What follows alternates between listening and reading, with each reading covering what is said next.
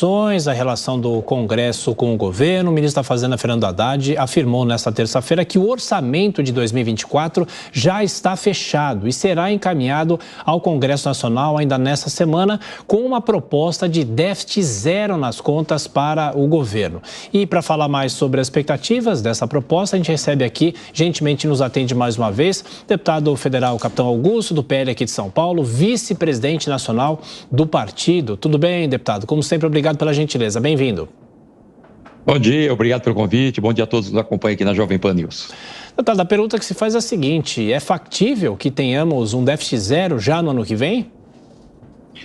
Então, nós temos vários problemas, não somente esse, né? O orçamento chega amanhã, hoje nós temos a votação da desoneração da folha, temos também a reforma tributária, né, que tinha sido aprovada, foi alterada no Senado e retorna para a Câmara e não há consenso ainda, em especial sobre o Conselho Federativo, e a questão agora que a gente vai estar se debruçando é sobre essa questão do orçamento. Nós sabemos que boa parte do governo, se não a maioria, gostaria que tivesse uma margem maior de gastos e, obviamente, que traria um déficit para esse orçamento para 2024, e nós não podemos aceitar, em hipótese alguma, né, que se gaste mais do que se arrecade. Então, nós vamos aguardar. Eu particularmente, estou até duvidando que virasse a proposta do ministro da Fazenda com um déficit zero, né? Porque a pressão realmente é muito grande do governo para que você tenha uma gordura em termos de gastos e, obviamente, viria orçamento com um déficit já para 2024. Mas, de fato, independentemente da forma como virá esse orçamento para o ano que vem, né, deputado, a gente vê uma movimentação muito intensa do governo para aumentar a arrecadação, porque é nisso que consiste o arcabouço fiscal. Permitir um aumento das despesas, mas com base numa elevação dessa arrecadação. Com base nisso, qual é a opinião do senhor? Qual deve ser o direcionamento da bancada do PL no Congresso Nacional em relação à medida provisória, que trata da tributação dos fundos especiais, dos fundos dos super ricos, e também do projeto de lei que trata da taxação das offshores, que também deve ser encaminhado em breve para o Congresso Nacional? Então, ainda está tendo uma discussão interna do partido. Nós somos contra essa taxação dos super ricos, que assim chamada, né?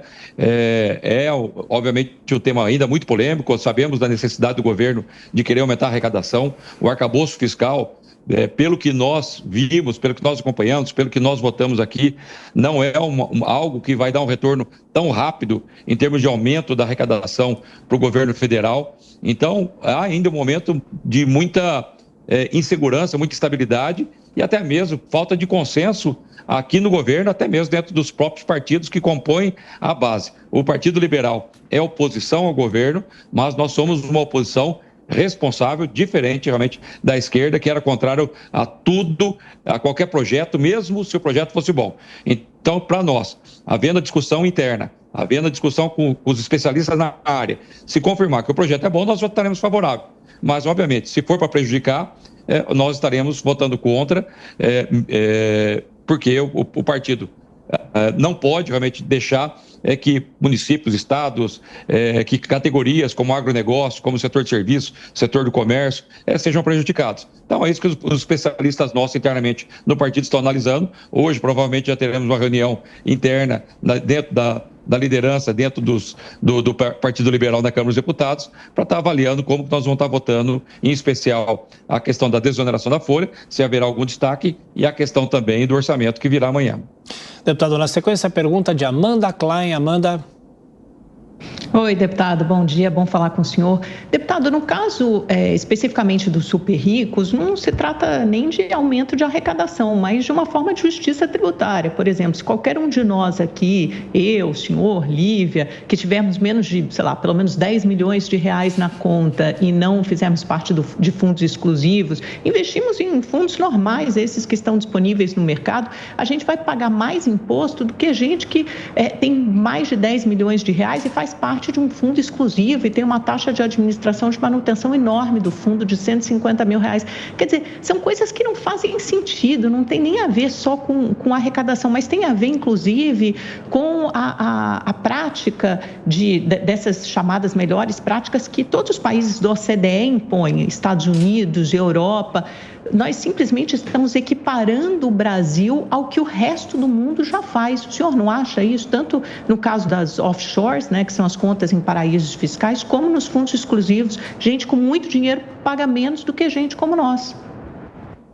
Bom, Amanda, eu concordo em partes, mas o que a gente não pode é penalizar aqueles que se deram bem, que através do seu trabalho foram bem-sucedidos e conseguiram, obviamente, digamos, uma parte financeira muito privilegiada, mas em decorrente do seu trabalho, do seu esforço. E a gente precisa tomar cuidado também para que não haja uma fuga desses chamados super ricos, né, para haver investimento em outros países. Então, é uma questão realmente muito delicada para ser tratado. Então, uma questão das bases, dos pilares, até mesmo dos conservadores, é que a gente não pode penalizar aqueles empresários que, através do seu trabalho, se deram bem e, obviamente, não podem ter privilégios. Também não concordo com você que tenha privilégio que pague menos que os demais, que obviamente seria uma questão até de injustiça. Mas não podemos estar penalizando, temos que tomar muito cuidado, né, para não colocar uma regra que, na verdade, pode representar uma fuga de capital do país, que o pessoal possa estar investindo em outros países e também não estar penalizando essas pessoas que foram bem-sucedidas. Então, é uma questão realmente bastante delicada. Nós entendemos a questão da justiça social, mas acreditamos que exista outra forma de você aumentar a arrecadação, de você melhorar a distribuição de rendas, que não penalizando aqueles que, através do seu trabalho, foram bem-sucedidos financeiramente. Seguimos agora para a pergunta do Luiz Felipe Dávila. Deputado. Bom dia, deputado Capitão Augusto. Deputado, esse governo já começou estourando o gasto público. Nós já temos uma dívida de mais de 180 bilhões de reais no orçamento, que já foi criado com a PEC de transição e mais do que o governo aumentou de gasto. Agora, na votação na Câmara, mais aumento como é o caso da desoneração da folha, que vai afetar em mais 12 bilhões. Não se teve uma única discussão sobre redução do gasto público, aumento da eficiência do gasto. E esse governo acha que vai equilibrar o orçamento arrecadando ou taxando super rico, não, que não dá nem 10% do que ele precisa arrecadar. Deputado, a pergunta é o seguinte: a Câmara vai cumprir a sua promessa de não deixar a carga tributária subir no Brasil? E isso vai criar, sim, um constrangimento para o governo que não vai conseguir equilibrar o orçamento? Ou a Câmara vai acabar cedendo à pressão política e fazer com que o Brasil continue sendo os brasileiros sejam as pessoas que mais pagam imposto no mundo? Dávila, eu acredito e confio bastante realmente que a Câmara vai manter esse compromisso desde o início de não aumentar a carga tributária. É impossível a gente aumentar mais ainda a nossa carga tributária. E a gente vê o governo realmente patinando, uma falta de consenso muito grande, ainda não tem uma base muito estabilizada. Então nós temos essa questão da reforma tributária que está retornando agora, que não sei como é que vai ficar, porque nós não concordamos, em especial com esse Conselho Federativo, que vai fazer a distribuição do IBS. Essa questão do orçamento, não vamos concordar que haja um déficit no orçamento, que isso aí vai impactar na inflação, vai acabar atrapalhando ainda mais os menos favorecidos, a classe mais baixa. Então, o governo está com uma grande dificuldade ainda, em especial na Câmara, porque nós não admitimos e não vamos admitir que haja qualquer tipo de aumento na tributação.